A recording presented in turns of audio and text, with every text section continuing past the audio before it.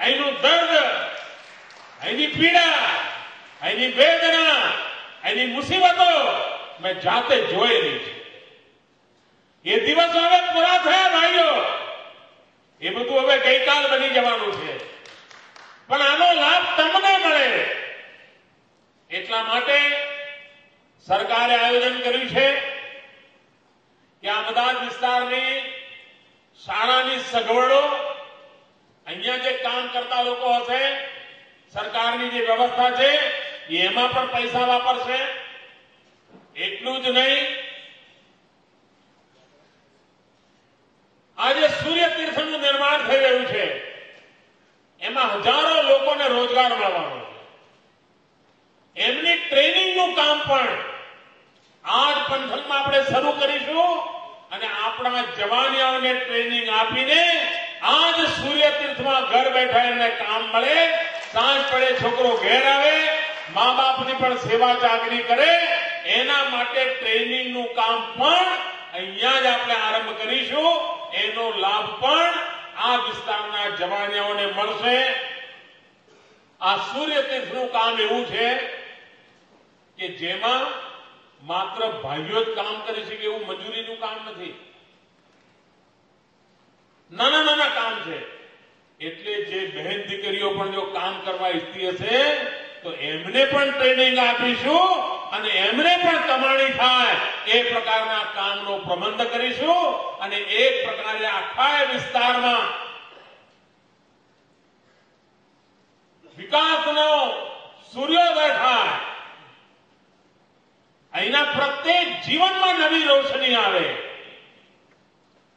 અહીંની આખી વ્યવસ્થામાં એક નવી ઉર્જા પેદા થાય એવું એક ભગીરથ કામ આજે અહીંયા થઈ રહ્યું છે. ભાઈઓ બહેનો, ગુજરાત સમગ્ર વિશ્વમાં પહેલું રાજ્ય છે જેણે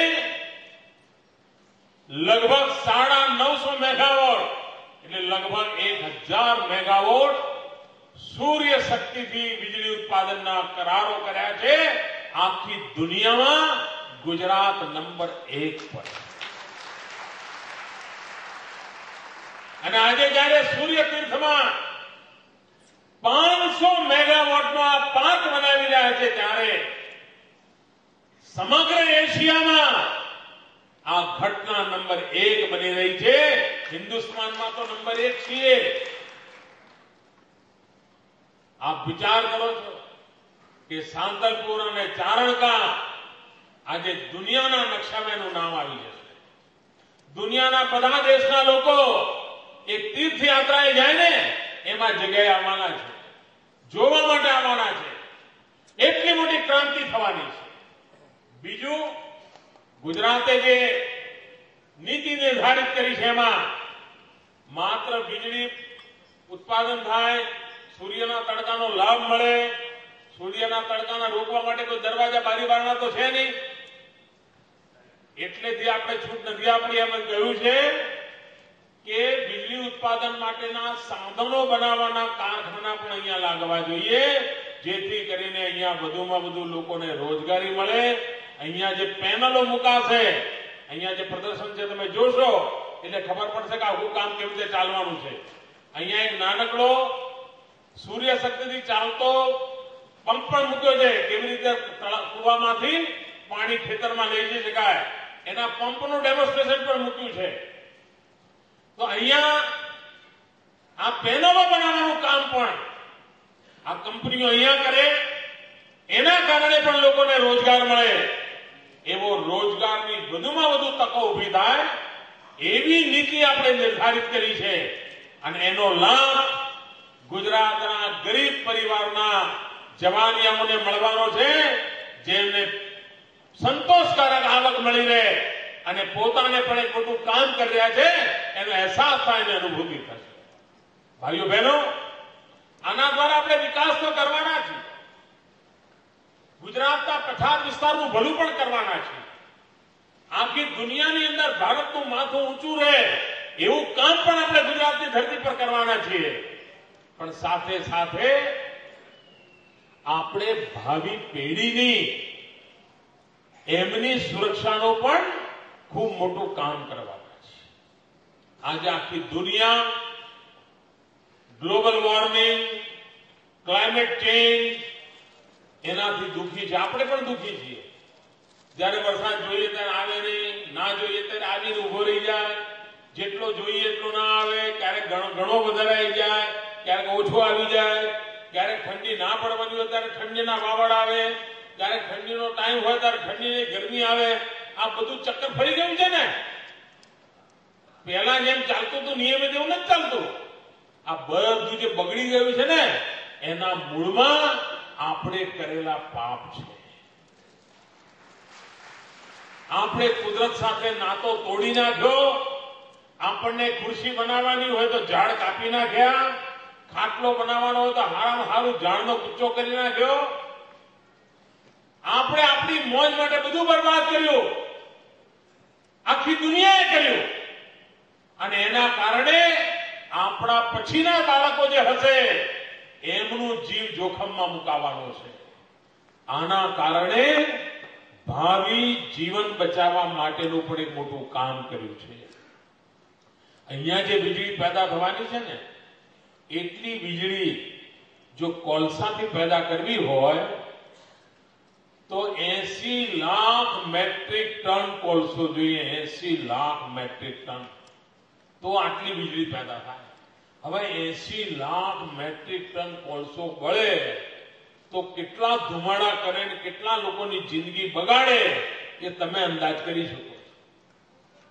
તમે બીડી ફૂંકો તો જો કેન્સર થઈ જતું હોય તો આટલો ધુમાડો રોજ તમે લો તો શું દશા થાય? એનાથી આના કારણે આપણે બચવાના છીએ. 80 લાખ મેટ્રિક ટન કોયલો બાળવો નહીં પડે, કાર્બન ડાયોક્સાઇડ પેદા નહીં થાય, આપણી શુદ્ધ હવાની અંદર આળસ પેદા નહીં થાય, એવું પાયાનું કામ અહીંયા થવાનું છે. આપ વિચાર કરો. 9 લાખ ટન કોયલો બચવાનો છે અને 80 લાખ ટન કાર્બન ડાયોક્સાઇડ ઉત્પન્ન થતો રોકાવાનો છે. 9 લાખ ટન કોલસો બચવાનો છે.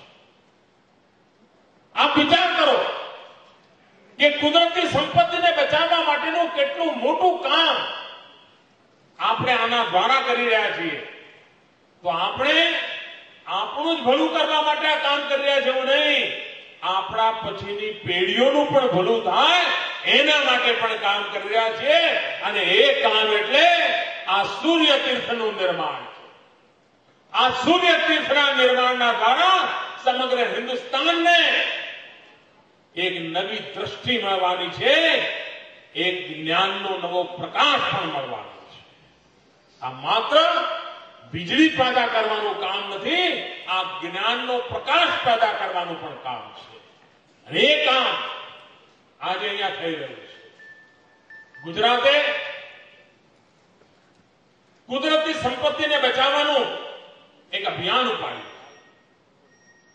મારે આ પાટણના, બનાસકાંઠાના કેટલાક ખેડૂતોને ખૂબ અભિનંદન આપવા છે. નહીં તો પહેલા જ્યાં સુધી ખેતર તરબતર પાણીથી ભર્યું ના હોય ત્યાં સુધી આપણને એમ થાય ખેતી થશે જ નહીં. આપણે સમજાવ્યું, આખો દસકો સમજાવ્યા કર્યું અને લોકોને કહ્યું કે ટપક સિંચાઈ તરફ વળો ભાઈ, ટપક સિંચાઈ તરફ વળો, પાણી બચાવો. અને મારે ઉત્તર ગુજરાતના ભાઈઓ બહેનોનો આભાર માનવો છે કે એમણે મારી વાત ઝીલી લીધી અને ટપક સિંચાઈ ધીરે ધીરે ધીરે કરવાનું ચાલુ કર્યું. કચ્છમાં પણ ચાલુ કર્યું. અને એનું કારણ જુઓ, આપણા વાવ થરાદનો પટ્ટો, આ ધૂળની ડમરીઓનો પટ્ટો, આજે દાડમ એક્સપોર્ટ કરે છે. ભાઈ દાડમ છે કે નહીં? દાડમ વાળા બેઠા હતા અહીંયા, દાડમ એક્સપોર્ટ કરે છે.